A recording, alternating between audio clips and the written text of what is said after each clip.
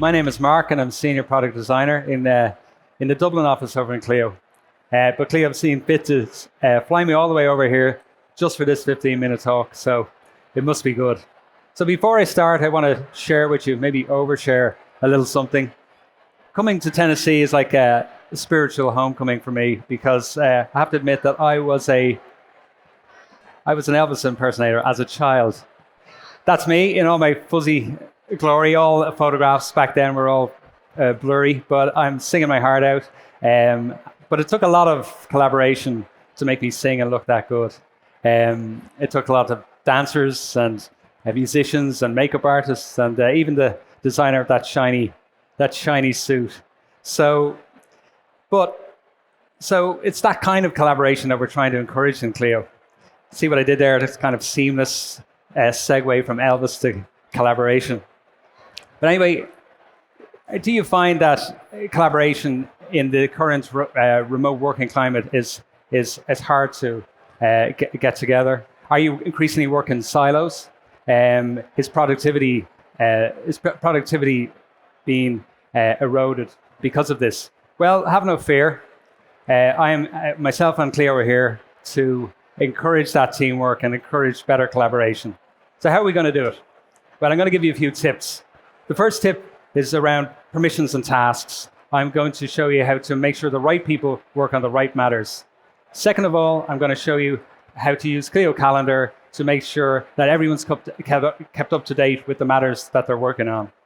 Third of all, I'm going to show you how to use documents and drives to be able to better collaborate on documents. And fourthly, I'm going to show you how to broaden your horizon and maybe look towards external collaboration. But to collaborate, you have to have something to collaborate on. So that's where permissions and tasks comes in.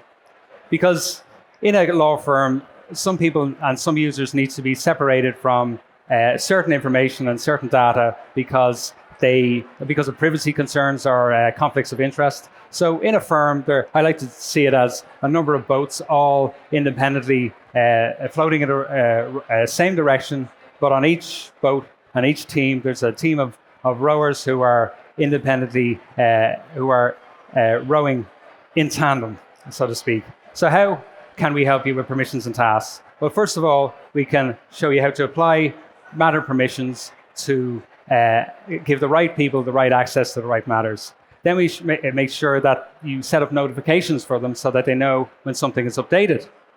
Thirdly, we show you how to assign different tasks to different users and task lists as well. And also we can use task reminders to assign to multiple colleagues.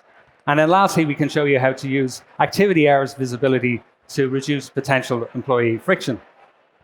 So first of all, we can show you how to use matter permissions. Well, matter permissions, how we can assign them in the first place is we go to the settings area and then we go to group permissions and job titles. And in there, we can create any group that we wish to restrict access to according to either what they do, such as conveyancing, or the role that they have, such as paralegal, or even on a case-by-case basis.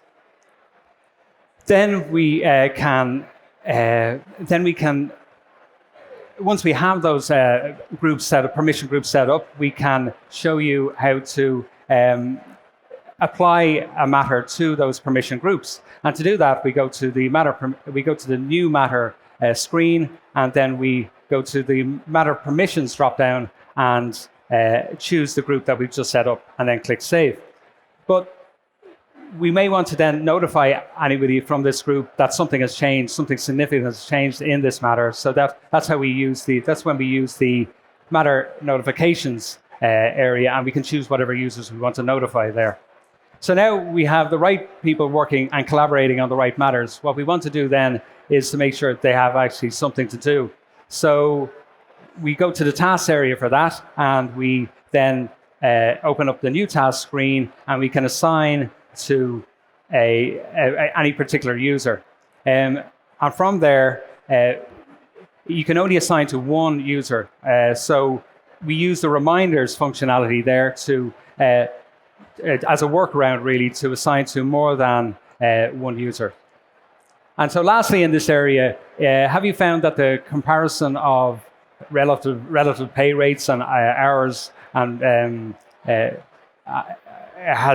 causes employee friction? Well, you can use, if you're an admin, you can use the activity hours visibility functionality in settings area, and you go to manage users, and then you choose the particular user that you want to restrict, and then you can, if you scroll down, you go to the activity hours visibility and choose own and when acting as a matters responsible attorney. So now we have the right people working on the right matters. Now we want to make sure that they're kept up to date with those matters. So we want to make sure that they do the stuff that matters or even the matters that matter. So how can we help? Well, Clio can make sure that you invite your colleagues to their assigned matters. That's simple enough. Then we make sure that they turn up by reminding them that the event is happening so that they don't miss it. Thirdly, and this is a good tip, to share to the firm's calendar so that everybody sees it. Before we can also share the calendar with any permission group that we already set up. And then we can we can ensure that we can sync our internal calendar with any external calendars. So firstly, inviting colleagues to meetings and events. Well, meetings are the fundamental building block, I suppose, of how we communicate and how we collaborate. If we didn't meet, we wouldn't be able to collaborate effectively. So you want to make sure that the right people are there to collaborate. So we go to we open up the new events modal and we go to the invite attendees dropdown and choose whomever we want to invite. But it's no use inviting people if they don't turn up. So we want to make sure that we remind them to turn up. So then we use the reminders functionality there to remind whomever we wish about the event. Now, a good practice, as I've said, is to give visibility across the firm calendar so that someone who wasn't invited, maybe inadvertently wasn't invited, could see it in the firm's calendar and then be able to ask to be invited. As I said before, we can now share with the broader, share that calendar with those permission groups that we set up earlier, so that only that permission group is seeing this calendar. So we go to the More drop-down and click Calendar Sharing, and then when we're in there, we can choose the calendar, choose the user, and then choose the calendar we wish to share it with. And this is interesting. We can actually share our internal Clio calendar with external calendars, such as Google or Office 365. So it's a bidirectional sync, so you can, so changes in one end are reflected in changes in the other. So to do this, you head to the settings area and you click Contact and Calendar Sync, and then go through the installation process by clicking Setup Sync. So now, maybe you want to take it to the next level and collaborate on documents, but you were afraid maybe because you thought, well, of version control and where would the latest version live? Well, we can help you with that because we can help with using Clio Drive, which is everything is saved to the cloud. Or if you have an alternative document storage solution, such as Box or Dropbox, well, then we can help there as well because we integrate with them. And lastly, you can optionally use Law to collaborate on automated legal docs and court forms. And the Law guys are just over there. So 40% of our users are using the native documents feature to download and share by email their documents. But this is a long-winded way of doing it. And by using Clio Drive, you can cut out all those clicks and all that friction. You can, because with Clio Drive, you're saving to the cloud. So once you save up there, a colleague can join in your document and finish it off, and it's always a source of truth. So it's a very handy feature.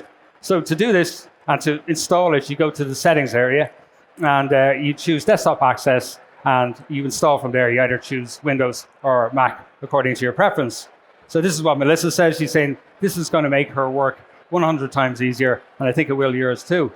But if you've already got a provider such as Box or Dropbox or Google Drive, well, then we have that covered as well. You can go to the app directory and choose the integration such as Google Drive or OneDrive and install it from there. So also, as I've said, you can use LawYaw to create either those Word docs that you've been using. You can convert them into reusable templates with pre-filled information, pre-filled Clio data, and send it for Eastline with a couple of clicks. So to do this, you can go to lawyaw.com and sign up for a 2-week free trial.